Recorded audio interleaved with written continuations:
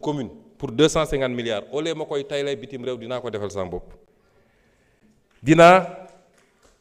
def l'extension de l'aéroport AIBD pour 305 milliards. Les logements sociaux pour 405 milliards. SENTER yokku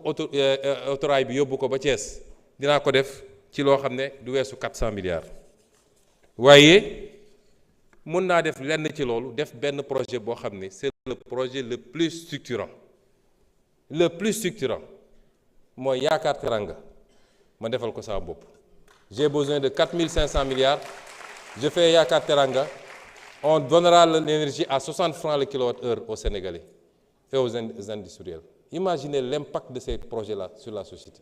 Où est-ce qu'ils ont mis l'argent? duñ ma ne Diamniadio la ñu gas tabax ay immeubles wala ci ay stade lañ ko def wala et c'est ça li tax man mënuma d'accord ak ñu bëri ci li ñu bëgg parce que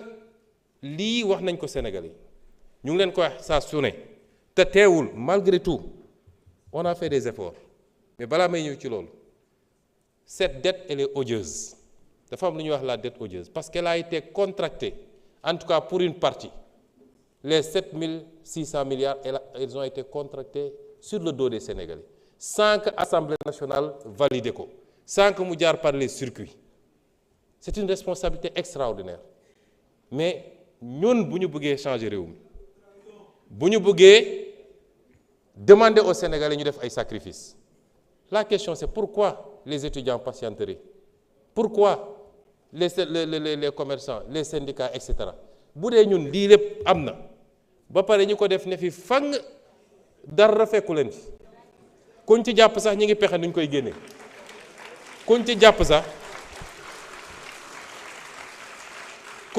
sax suba ngoon ñi ngi pexe naka lañ koy rëccalee mu dem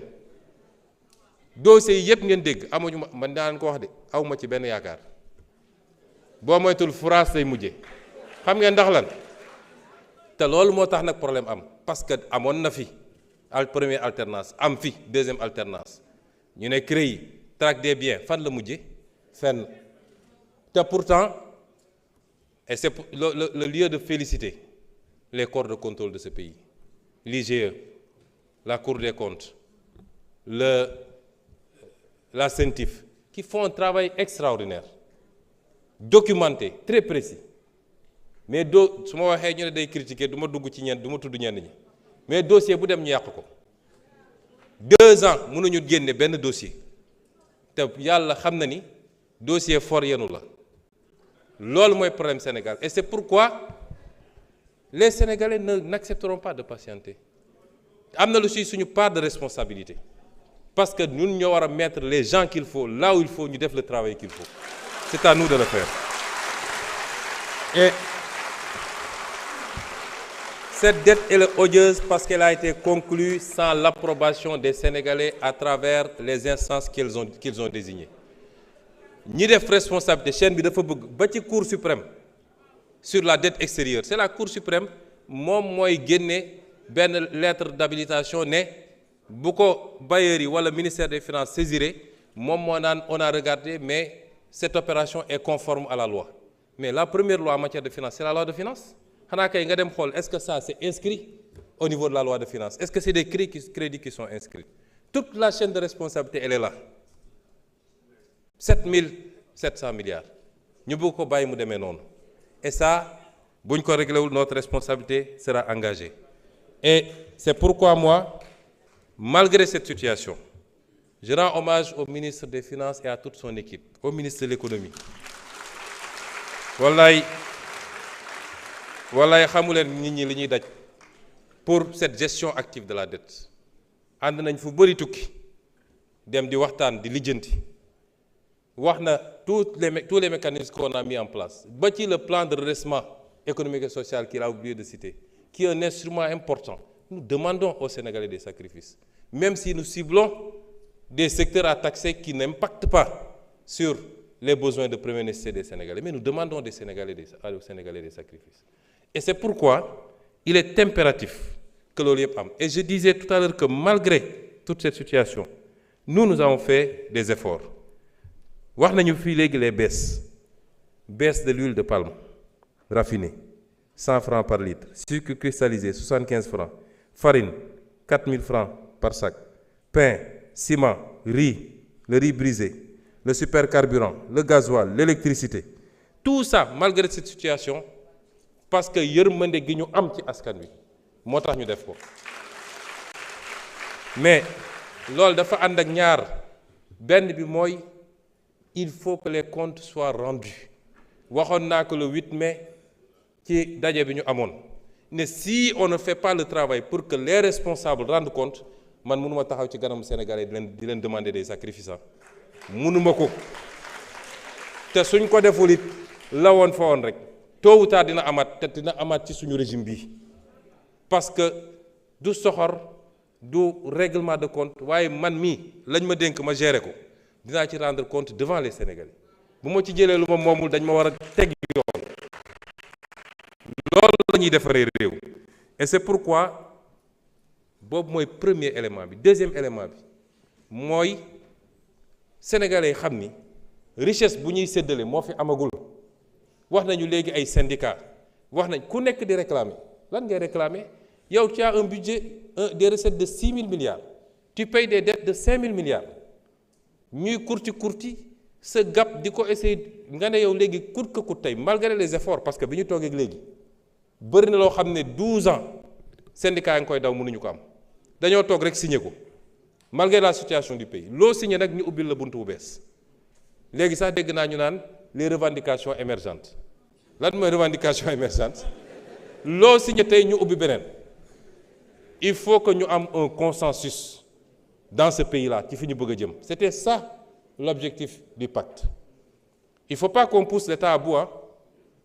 parce que nous, si on nous pousse à bout, nous ferons face. Du ñu joxe lu ñu amul. Du ñu joxe lu ñu amul. te nag réew mi yemul ci 200 000 fonctionnaires wala 200 000 étudiants. Quand tu vas ci àll bi léegi honorable Mbaye Dione wax na ci àll bi ak honorable Diop bi dëkk fële mais demal ci àll bi est-ce que ñii di nekk fii di réclame dem nañ ba xool les paysans conditions yi ñuy dundee est-ce que xam nañ ñeneen ak ñeneen ni ñu dundee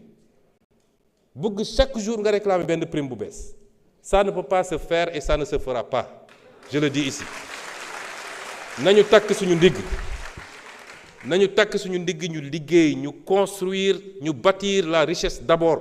xam ni dañoo am un gap une dette abyssale à payer soit on paye cette dette soit on ne la paye pas on est à défaut on va à la restructuration te ñëpp d'accord nañu restructuration baaxul ci réew mi 90% d'accord nañu ni notre position est la bonne mais qu'est-ce qu'on veut il faut qu'on sache ce qu'on veut le don de soi pour la patrie yemul ci ñun rek de chaque Sénégalais la l'enseignant fi mu nekk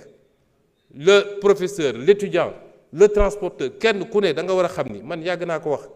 fii laa taxaw Assemblée nationale je suis le seul constant ci la may def wax naa ko fii 2019 ne Sénégalais yi bu ngeen reconduire ñii pouvoir bu mun a ñëw en 2024 il passera tout son temps ci suul ay pax fii laa ko waxoon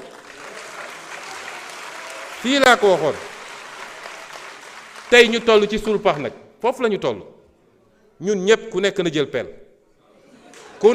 pelle ñu suul pax bi teewul nag on fera les efforts qu'on doit faire ma daaneel ci foncier bi ci collecte arachide bi ma jox leen ay misaal yu ndaw ñoom ñii di wax arachide